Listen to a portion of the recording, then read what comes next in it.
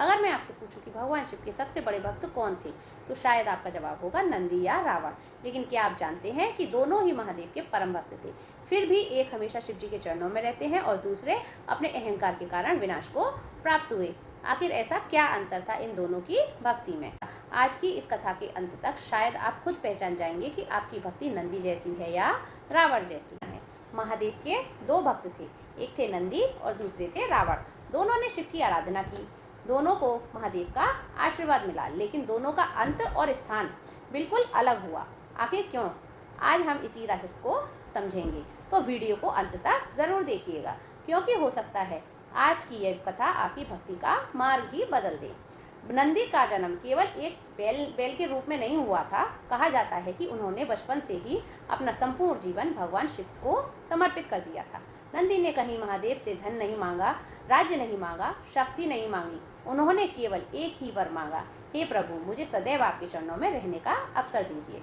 यही कारण है आज भी हर शिव मंदिर में सबसे पहले नंदी मिलते हैं, फिर शिवलिंग मिलते हैं। जानते हैं क्यों? क्योंकि नंदी केवल भक्त नहीं, समर्पण का प्रतीक है। उनकी नज़र हमेशा महादेव पर रहती है, ना इधर ना और ना उधर, बस अपने प्रभु पर। यही सच्ची भक्ति है। नंदी की भक्ति की सबसे बड़ी पहचान है विनम्रता, धैर्य, सेवा, आज्ञा का पालन। नंदी कभी यह नहीं सोचते थे मैं सबसे बड़ा भक्त हूँ।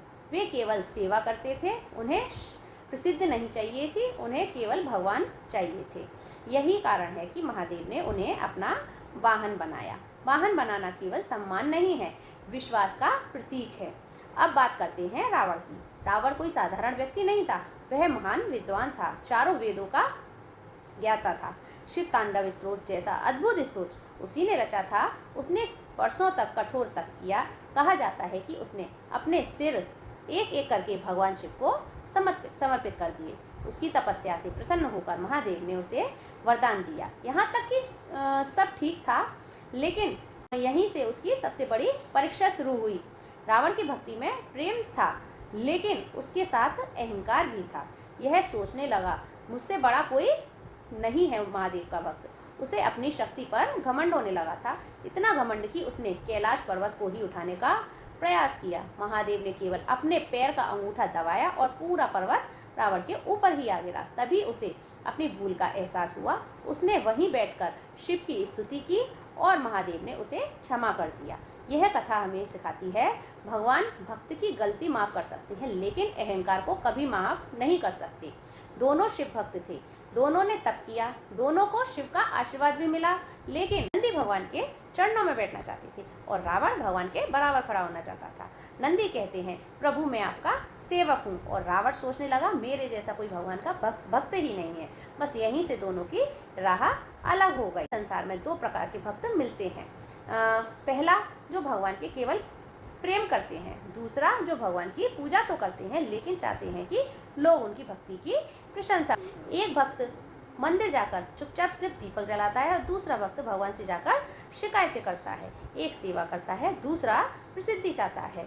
लेकिन हम किस श्रेणी में आते हैं? एक बार एक संत ने अपने शिष्य से पूछा भगवान के सबसे प्रिय भक्त कौन है? शिष्य ने उत्तर दिया जो सबसे अधिक पूजा करता है। संत मुस्कुराकर बोले नहीं, जो अधिक प्रेम करते हैं भगवान से वही भगवान के सबसे प्रिय भक्त होते हैं। यही नंदी की भक्ति है। अगर हमारी पूजा से अहंकार बढ़ रहा है तो हमें रुककर सोचना चाहिए। अगर हमारी भक्ति से विनम्रता बढ़ रही है तो समझिए हम सही रास्ते पर हैं। भगवान को बड़े बड़े यज्ञ नहीं चाहिए, उन्हें सिर्फ एक सच्चा भक्त और भक्त का समर्पण चाहिए। याद रखिए भक्ति की ऊंचाई तपस्या से नहीं विनम्रता से मापी जाती है। जब भी शिव मंदिर में जाएं, पहले नंदी को देखिए, उनकी शांत आंखों को देखिए, उनका धैर्य देखिए, उनका समर्पण देखिए और मन ही मन कहिए हे महादेव मुझे रावण जैसा भक्त नहीं, नंदी जैसा समर्पण दीजिए। यही जीवन की सबसे बड़ी साधना है। अगर आज की यह कथा आपके हृदय को छू गई हो तो वीडियो को लाइक ज़रूर करें, अपने परिवार और सभी शिव भक्तों के साथ इसको शेयर करें और कमेंट में ज़रूर लिखें हर हर महादेव। आप सभी पर भोलेनाथ की कृपा सदैव बनी रही। फिर मिलेंगे एक नई वीडियो के साथ। हर हर महादेव, जय शिव शंभू।